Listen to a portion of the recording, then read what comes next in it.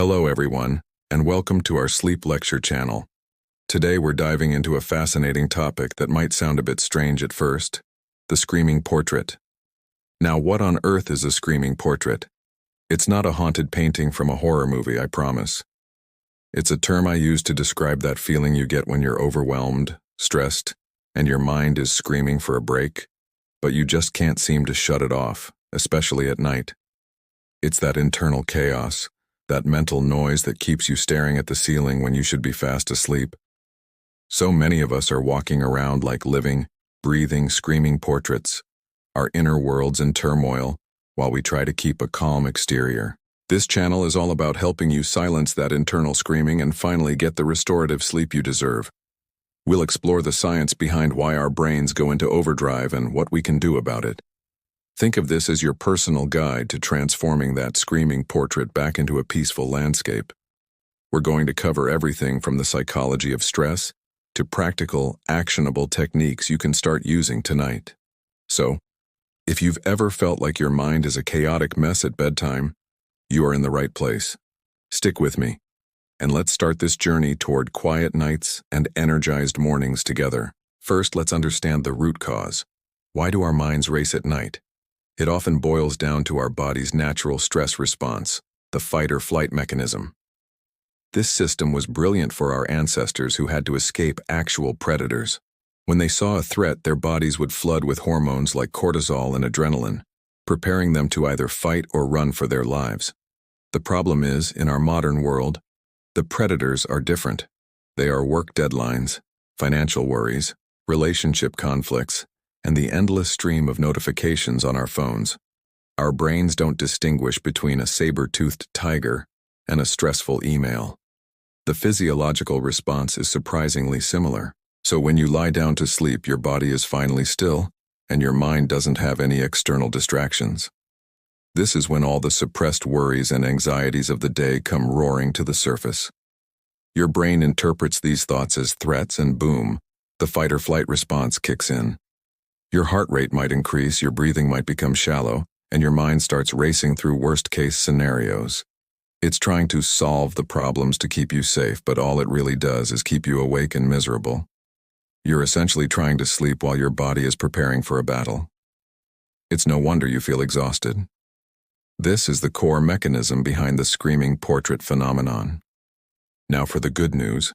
We can learn to regulate this response. One of the most powerful tools we have is our own breath. It sounds almost too simple to be effective, but controlled breathing is a direct line of communication to our nervous system. When we are stressed, our breathing is often shallow and rapid. By intentionally slowing it down, we send a signal to our brain that says, "Hey, everything is okay. There's no tiger here. You can relax." This activates the parasympathetic nervous system, also known as the rest and digest system. It's the direct opposite of fight or flight. Let's try a simple technique right now. It's called the 4-7-8 breath. It's incredibly easy. You simply inhale quietly through your nose for a count of 4. Then, you hold your breath for a count of 7. And finally, you exhale completely through your mouth with a whooshing sound for a count of 8. Let's do a few rounds together. Inhale, 2, 3, 4. Hold, 2, 3, 4, 5, 6, 7. Exhale, 2, 3, 4, 5, 6, 7, 8. Do this 3 or 4 times whenever you feel your mind starting to race. It works wonders before bed, but you can also use it during the day to manage stress in the moment. This simple act can be the first step in turning down the volume on that internal screaming. Another crucial aspect of quieting the mind is creating a proper sleep sanctuary. Your bedroom should be a haven for rest, not an extension of your office or entertainment center. The biggest culprit here is, you guessed it, our screens. The blue light emitted from phones, tablets, and computers suppresses the production of melatonin, the hormone that tells our body it's time to sleep.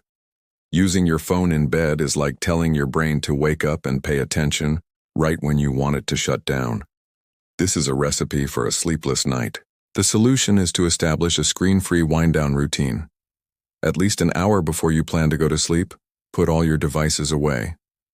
I know it's hard, Our phones are extensions of ourselves, but this one change can be a game changer. What do you do for that hour? Anything that you find relaxing. Read a physical book, not on a tablet. Listen to some calm music or a podcast. Take a warm bath, which can help lower your body temperature afterward, signaling sleep. Do some gentle stretching. The key is to create a ritual that tells your brain the day is over and it's time to transition into a state of rest. This ritual helps to disconnect from the stressors of the day and eases you into sleep rather than crashing into bed with a screaming mind. Let's talk about a technique called a brain dump. This is another powerful tool for dealing with a racing mind. A lot of the time, our brain keeps us awake because it's trying not to forget something important. It's like having a dozen open tabs in your internet browser. It slows everything down.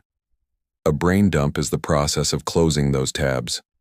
About an hour or two before bed, take a simple notebook and a pen. Spend 10 to 15 minutes writing down everything that's on your mind. Your to-do list for tomorrow. Worries that are bothering you, random ideas, anything and everything. Don't try to organize it or make it pretty. Just get it out of your head and onto the paper. This externalizes your thoughts. By writing them down, you're giving your brain permission to let go of them for the night. You've captured them in a safe place, and you can deal with them in the morning. This simple act can provide an incredible sense of relief and mental clarity. It tells that frantic, screaming part of your brain, "I've heard you. I've documented your concerns. Now we can rest." It's like emptying a backpack full of rocks before you lie down to sleep. You'll be amazed at how much lighter you feel. Mindfulness and meditation are also incredibly effective for calming the screaming portrait. Now, a common misconception about meditation is that you have to completely empty your mind and stop all thoughts. That's not the goal, and frankly, it's impossible. The goal of mindfulness is to change your relationship with your thoughts.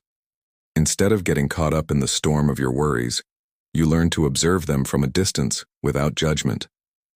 Imagine you're sitting on the bank of a river. Your thoughts are like leaves floating by on the water. You notice them, acknowledge them, and then let them float on by. You don't jump into the river to chase after them. There are many guided meditation apps and YouTube videos that can walk you through this process. Even just 5 to 10 minutes a day can start to rewire your brain to be less reactive to stressful thoughts. When you practice this regularly, you build a mindfulness muscle. So when you're lying in bed and a worry pops up, instead of spiraling into anxiety, you can say, there's that worry again, and gently guide your attention back to the sensation of your breath. It's about creating a space between you and your thoughts, and in that space you can find peace and the ability to fall asleep. Let's also consider your physical environment and habits. Things like caffeine and alcohol can have a huge impact on your sleep quality. Caffeine has a long half-life, meaning it can stay in your system for many hours. That afternoon coffee you had at 3 p.m. could very well be the reason you're wide awake at 11 p.m. Try to have your last caffeinated beverage at least 8 to 10 hours before bedtime. Alcohol is also tricky. It might make you feel sleepy initially, but it severely disrupts your sleep architecture later in the night, particularly REM sleep, which is crucial for emotional regulation and memory. This can leave you feeling groggy and unrefreshed, even if you slept for a full 8 hours. Also, think about your diet. A large, heavy meal right before bed can cause discomfort and indigestion, making it hard to fall asleep. On the other hand, going to bed hungry can also wake you up. A light, healthy snack an hour or so before bed, like a banana or a small bowl of oatmeal, can be beneficial. Regular exercise is fantastic for sleep, but try to avoid intense workouts too close to bedtime, as that can be overstimulating. A gentle walk or some stretching in the evening is perfect. It's all about creating the right conditions, both internally and externally, for sleep to happen naturally. Sometimes, despite our best efforts, sleep just won't come. We've all been there, tossing and turning, getting more and more frustrated with each passing minute. One of the worst things you can do in this situation is to stay in bed and try harder to sleep. This creates a negative association between your bed and the feeling of frustration. Your bed becomes a place of struggle, not a place of rest. The rule of thumb is the 20-minute rule. If you've been in bed for about 20 minutes and you're not falling asleep, get up. Go to another room. preferably one with dim lighting. Do something calm and boring. Read a dull book, listen to soft music, or just sit quietly. Avoid screens at all costs. The goal is not to do something to make yourself tired, but to break the cycle of anxiety about not sleeping. Stay up until you genuinely start to feel sleepy, and only then go back to bed. This retrains your brain to associate your bed with sleep, and only sleep. It might seem counterintuitive to get out of bed when you're trying to sleep, but it's one of the most effective strategies for overcoming short-term insomnia. To wrap things up, quieting the screaming portrait inside your mind is not about finding a magic bullet. It's about building a collection of tools and habits that work for you. It's a holistic approach. We've talked about the power of your breath with techniques like the 4-7-8 method. We've discussed creating a sleep sanctuary by ditching screens and establishing a wind-down routine. We've explored the brain dump technique to get worries out of your head and onto paper.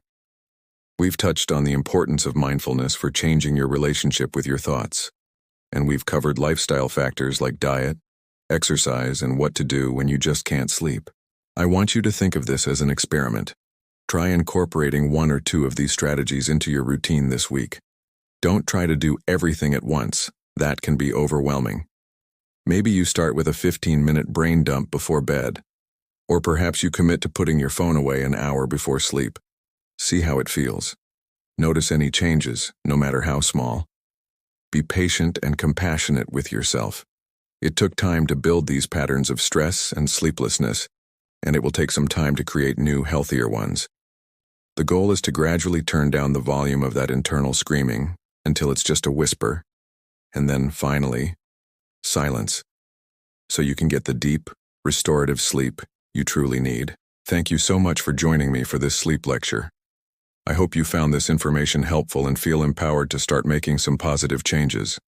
Remember, a good night's sleep isn't a luxury. It's a fundamental pillar of health and well-being.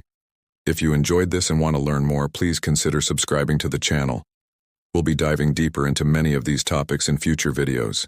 Sweet dreams, and I'll see you next time.